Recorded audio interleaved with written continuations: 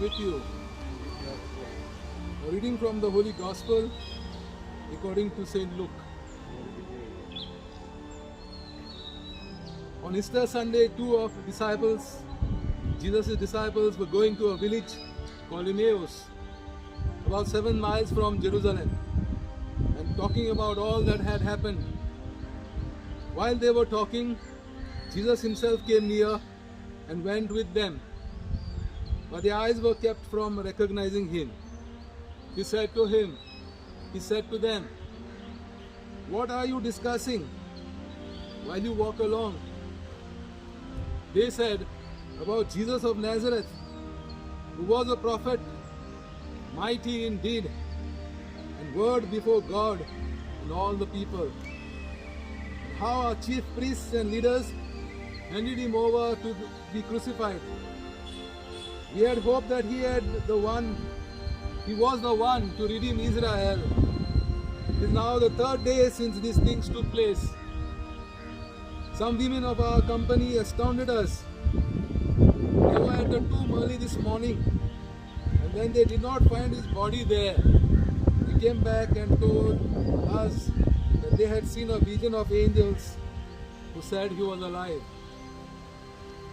Then he said to them, "Oh, how foolish you are, and how slow to believe all that the prophets have declared. Was it not necessary that Messiah should suffer these things and then enter into his glory?" Then, beginning with Moses, he interpreted to them the things about himself in all the scriptures. As they came near the village to which they were going, he walked ahead as if he were going on. But they said, "Stay with us, because the day is nearly over." So he went in to stay with them. When he was at table, he took bread, blessed and broke it, and gave it to them. Then their eyes were opened, and they recognized him, and he vanished from their sight. This is the gospel of the Lord. Dear brothers and sisters, each of us have a story to tell, namely the story of our life. Everybody's story is unique and deserves to be listened to with respect. Sadly, all our stories end in death. It is not so bad when death comes naturally and at the end of a long and full life. But sometimes it comes when the story is scarcely halfway through. It brings what has been a good story, at least a promising one, to an abrupt and tragic end. The day a person dies, we begin to tell that person's story. Her life passes before our eyes. It is all laid before us with all its joys and sorrows, successes and failures, like a book which is suddenly thrown open for all to read. And so the story of Lucia begins. Loving wife, loving mother, loving in-laws, a wise and intelligent teacher. A message from the principal says, "We have lost a dedicated teacher, and it's a personal loss to the institution."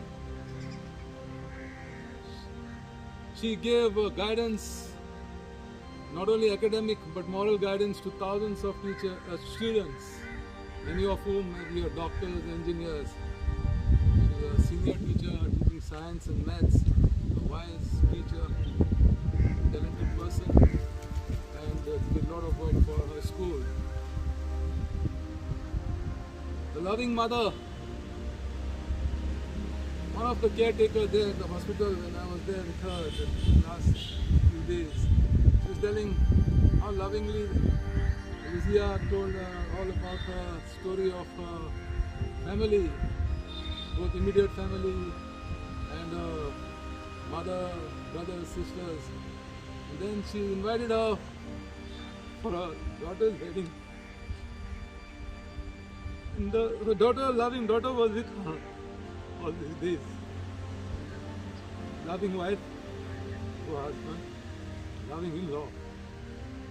Her in-laws were there with her. Actually, Jasper, others, sending good food, to good care of her. And finally, she was a woman of faith, loving daughter of God, brought her own child in faith, lived a faithful life, following the scriptures and values given by God and by the grace of the Holy Spirit, baptized life. So we all suffered a great loss, especially Lucia's family. We know how the two disciples on the road to Emmaus felt on Easter Sunday. Like us, they were plunged into gloom because someone they loved had died a horrible death. What were they talking about? What else but talk of their friend, the great prophet, a good person, good man, a mighty prophet who proved things he had done and said, yet now he was dead. Hard to believe for them. Their leader, who gave them promises, is no more. They are rejected, their hopes shattered. A short time ago, they had been so bright, but now reduced to rubble. However, just when things were at their darkest, light came from most unexpected source. The very one they thought was dead joined them. Only then they did recognize him. Slowly Jesus opened their minds to a great mystery. His death which they had looked upon at the end of the dream was the very means by which that dream came true. Was it not necessary that the Messiah should suffer these things, then enter into his glory? The one they had seen die had passed through death and was now crowned with glory of God. Jesus joins us in our hour of sorrow. He listens to our sad story. It's the story of Lucia's death. He opens our minds and hearts to understand that beyond death there is life, a life of glory, which he won for us with his own painful death. Strengthened by this faith, like the two apostles, we too will live again. Our hopes and dreams will be given back to us. The way a person lives is more important than the way she dies. Death is not in our hand. We cannot judge anyone. God is our creator. He is our judge. We should be grateful, gratitude given to him for all the wonderful 54 years Lucia got and the talented person that she was, the way she lived, reached out to people in building the kingdom of God. He said, loving mother, loving sister, wife and teacher. All of them were there praying and ready to give comfort. So this is because the way we live, not how many years we live.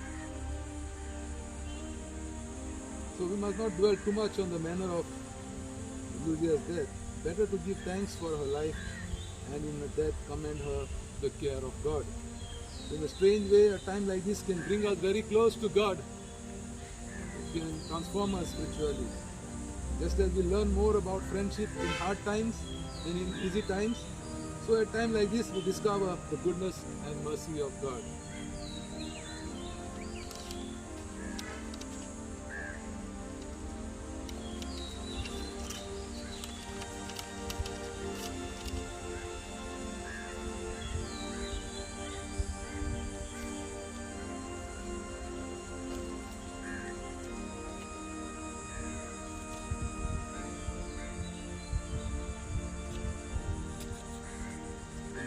Bless the body.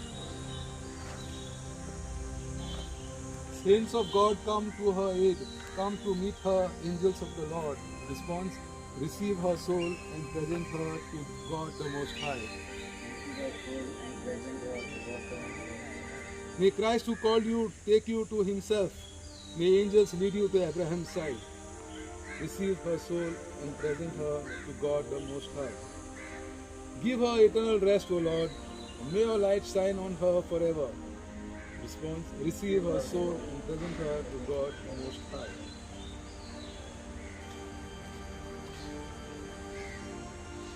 Father, into your hands we commend our sister Lucia. We are confident that with all who have died in Christ, she will be raised to life on the last day and live with Christ forever. We thank you for all the blessings you gave her in this life, to show your fatherly care for all of us and the fellowship which is ours with the saints in Jesus Christ. Lord, hear our prayer. Welcome our sister to paradise and help us to comfort each other with the assurance of our faith until we all meet in Christ. To be with you and with our sister forever, through Christ our Lord. And now bless the day.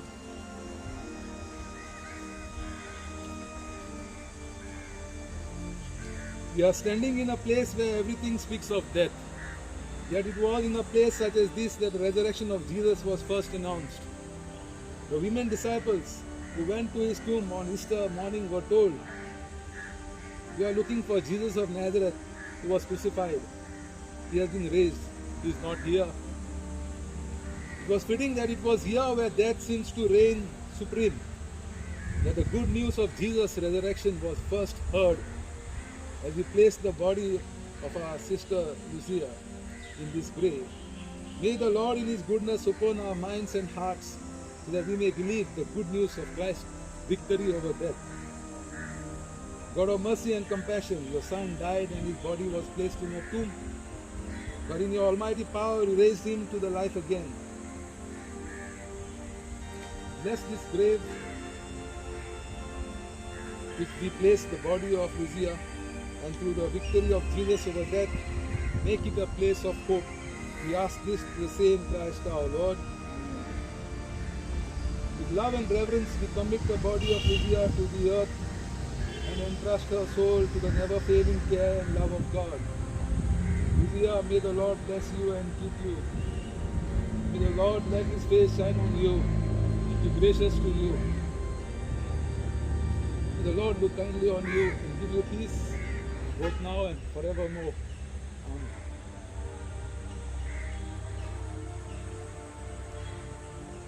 The intercessions,